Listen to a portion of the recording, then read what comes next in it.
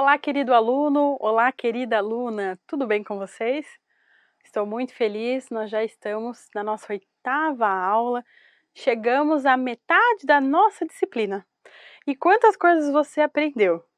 A gente fez um caminho muito especial falando sobre o desenvolvimento humano, todos esses processos, conhecemos as fases do ciclo vital, o ciclo da vida, compreendemos cada uma das características que cada fase representa, respeitando as especificidades de cada uma delas. Entramos nas teorias da aprendizagem, então o que a psicologia da aprendizagem e seus teóricos vêm falar para nós sobre a infância e adolescência, e depois vimos sobre a vida adulta e também sobre o envelhecimento. Depois nós tivemos a oportunidade de conhecer Jean Piaget, mesmo que por foto e através de mim, mas conhecemos Jean Piaget, e na aula passada falamos também sobre Levi Vygotsky. Agora nós iremos entrar em uma outra teoria que também fala sobre o desenvolvimento da aprendizagem numa perspectiva um pouco diferente, que é a perspectiva de Henri Vallon, que também tem um nome super completo e maior do que esse, mas eu não vou me atrever a errar os nomes desses russos e franceses, né? Então a teoria de Henri Vallon é a teoria da psicogênese da pessoa completa.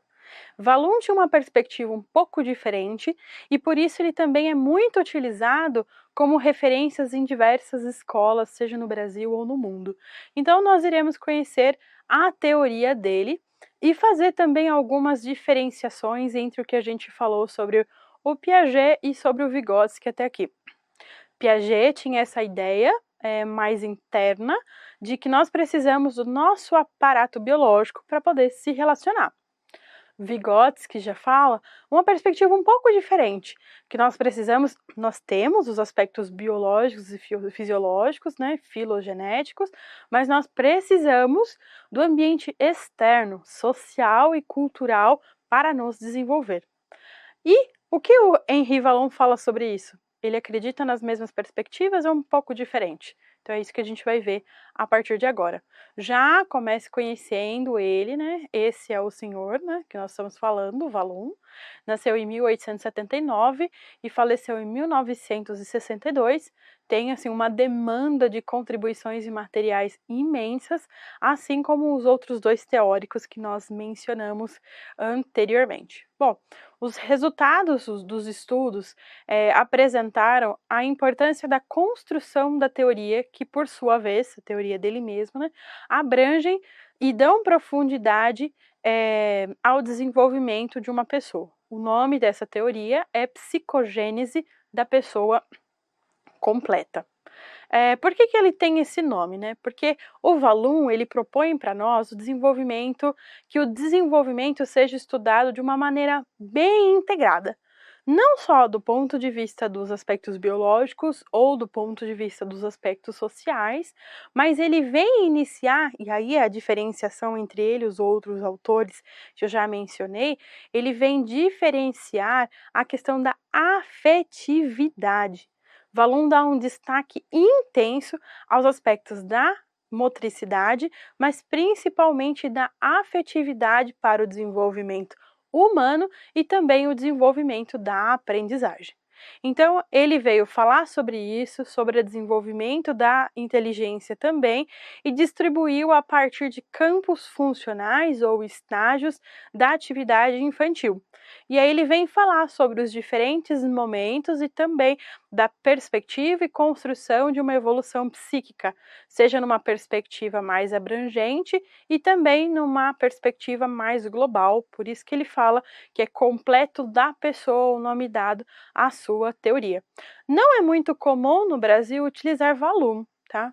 Mas é importante conhecer porque a partir dele a gente faz uma compreensão de mundo um pouco diferente. É muito comum você ver escolas, clínicas, espaços, seja com o nome do Piaget ou com o nome do Vygotsky. Do Vallon é um pouco menos, mas não significa que não seja tão importante, por isso que eu já deixo essa ressalva aqui.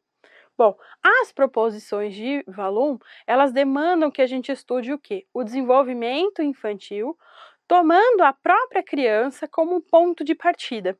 Então ele sempre vai falar do protagonismo infantil, não com essas palavras, mas o que a criança entende e o que ela gostaria e quais são os sentimentos e emoções que aquela criança traz em dados momentos, né? Ele entende que a gente precisa buscar compreender cada uma das suas manifestações no conjunto das suas possibilidades, sem prévia censura da lógica adulta. Então, sem o adulto, o pai, o professor ficarem interferindo tanto. Então, por exemplo, uma das coisas que a gente mais percebe na criança, no bebezinho, é que ele aprenda a fazer o quê? Não, não. Por que esse bebezinho faz tanto não, não? Porque foi ensinado a ele não, não? Não diretamente, mas é o que a criança mais escuta quando ela é pequena. Não, não, porque não pode fazer o quê? Não pode colocar o dedo na tomada. Não, não, porque não pode colocar determinado objeto na boca. Então, a gente percebe que o ser humano ele vai já censurando e tolhindo a criança no seu desenvolvimento. Claro que, obviamente, alguns momentos para a proteção e outros porque a gente não quer se desgastar, às vezes, para lidar com aquela situação, ou porque vai fazer sujeira, bagunça, som e assim por diante. Então, ele gostaria que a gente repensasse a criança e desse oportunidade para a criança sem censurá-la. E aí, a partir disso, a gente começar a construir alguns dos elementos básicos que são essenciais e necessários a partir das ideias de Valum. Então, quais são esses elementos básicos que o autor menciona?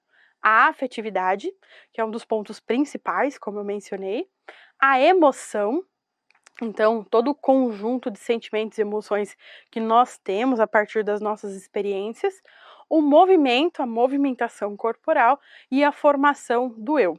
A gente vai ver o que cada uma desses elementos significa para Valum, para você conseguir visualizar essa teoria.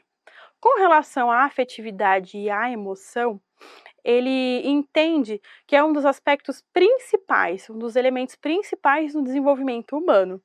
E tem agora, mais recentemente, a gente tem dado mais atenção para a questão das habilidades emocionais.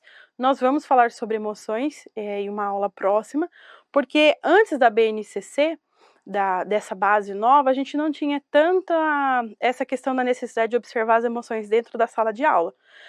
Mas Valum já estava dizendo e apontando que nós estamos entremeados, nós não somos só razão, nós não temos só um sistema racional dentro do nosso cérebro, nós temos todo um sistema de emoção, um sistema emocional que nos afeta diretamente.